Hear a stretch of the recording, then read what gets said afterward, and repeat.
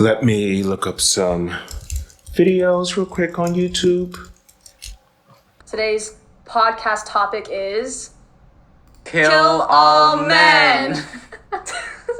What the fuck? Let me look at a different video. Can you put it in a little bit more? Hey guys, I am 𝘰𝘰𝘯𝘦 and I... Yo, what the something else. my very first naked yoga class as a participant. It was pretty nerve-wracking.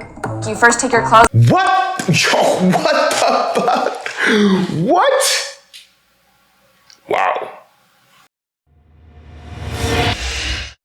What's going on, y'all? You're now watching the greatest channel that has ever existed. My name is 𝘰𝘰𝘯𝘺𝘰, and I truly appreciate you for being here with me. So, as you can see in these videos, YouTube allows you to show some ridiculously crazy, unbelievable content, right? Right? But only if you are from a certain community, only if you are extremely liberal, only if you happen to be a woman. Okay? Now, with that being said, I know you have your panties in a bunch and everything, but I literally don't care if you're from the LGBT community. No one cares. Do whatever you want to do. I have some LGBT friends. I even voted for Obama 2 times. I would have voted for Obama for a 3rd term if I could. No, seriously, like I'm cool with gay people. I don't care about anything. Whatever you do is whatever you do. I voted for Biden. I voted for Obama. I'm definitely what you would call a classic liberal. But nowadays, having an opinion, discussing what you want to discuss on social media is pretty much banned.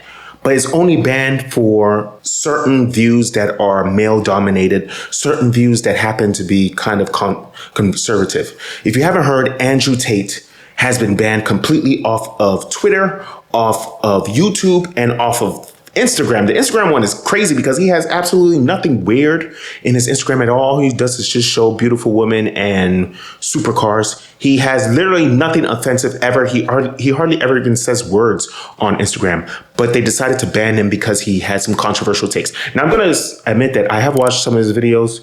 They're very entertaining. He's almost like a comedian, but he talks in like a manosphere type way. He talks about how men should self-improve, how you should gain muscles, you should gain money. But he does say some controversial stuff that might be seen as misogynistic. If you listen closely, though, what he says is actually not that misogynistic. He says that my girlfriend is mine. She's my property, which sounds kind of harsh, right?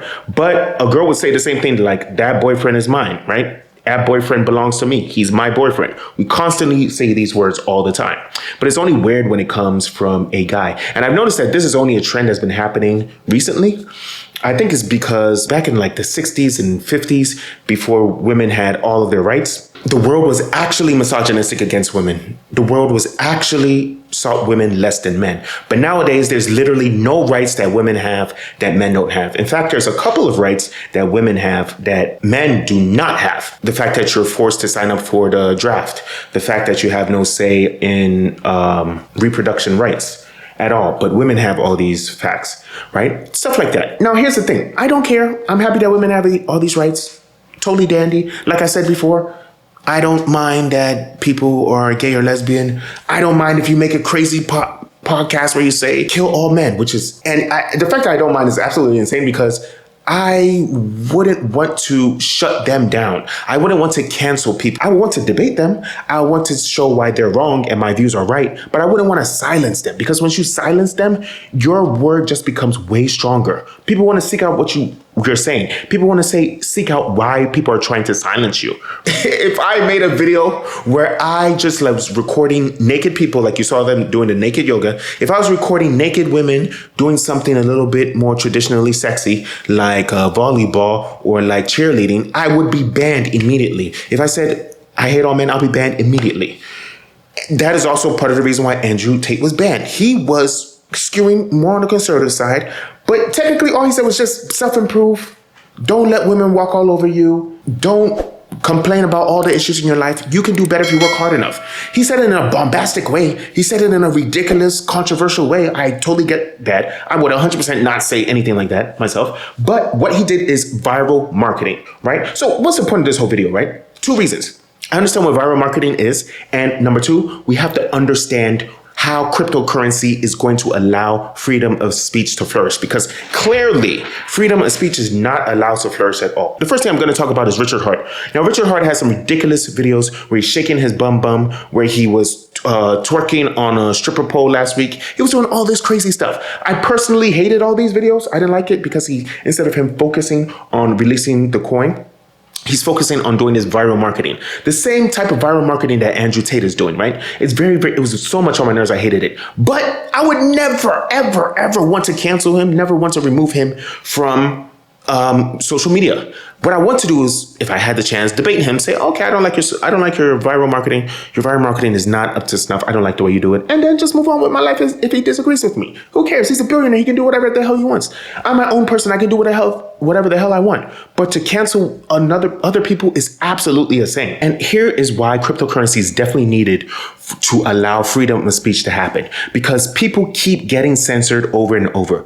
Donald Trump was the first major person to get censored on all social media platforms.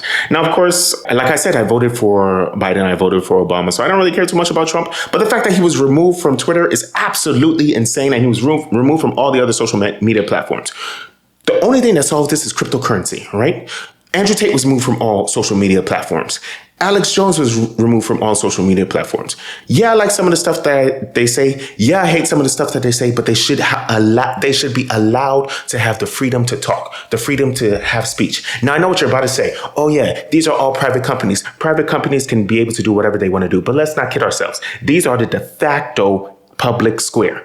The government does not have that much power when it comes to free speech, or even banning free speech that they used to have 100 years ago, 200 years ago. Now, Twitter, Facebook, YouTube, these are the platforms that have the public square, the freedom of speech ability.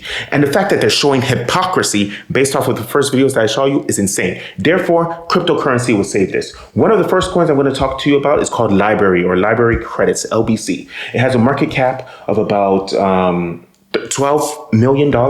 It has a weird year or whatever. It's been going up, been going down. It's been out for about almost a year now. I don't really know too much about it, but maybe this is a sleeper hit, okay?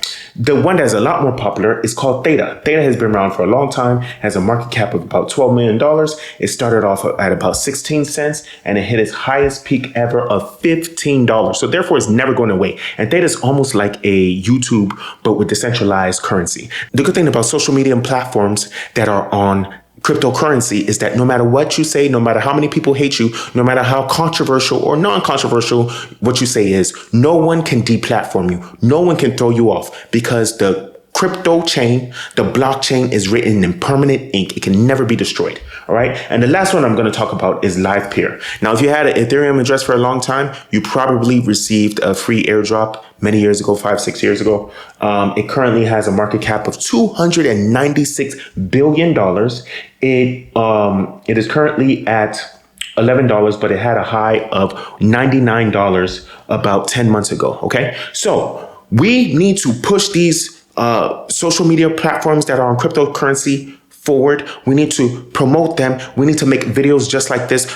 Don't just let Bitcoin Benito make videos like this. We need to have people that we disagree with to have a loud voice, the same way we have people that you do agree with to have a loud voice, right? Because as soon as you take away the freedom of someone that you disagree with, eventually, maybe in the future, what you say, if you decided to say that the sky is blue, and then for some reason, because you know in these modern days, 1 + 1 = banana. So if it is commonly said, or is a lot of peer pressure, or you get canceled by YouTube by saying stuff like the sky is blue, and I mean literally saying that the sky is blue, you could get canceled for it maybe in 5 years, right? That would seem absolutely insane, right? And you wouldn't be able to come to my defense if you wanted to cancel other people that you disagree with, even if you do believe that the sky is blue, okay? I'm telling you this because I thank you, I love you, I appreciate you. Free Top G! Let's get this money.